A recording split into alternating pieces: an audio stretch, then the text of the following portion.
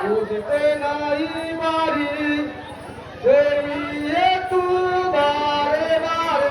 তোরে খুঁজে মরি অকালে ঘরে কালে মা অকালে ঘরে কালে মা হরি ভগবতী রাবণ বধের কালে মা হরি কিনারানি সরতে মা সারদা হয়ে সরতে মা সারদা হয়ে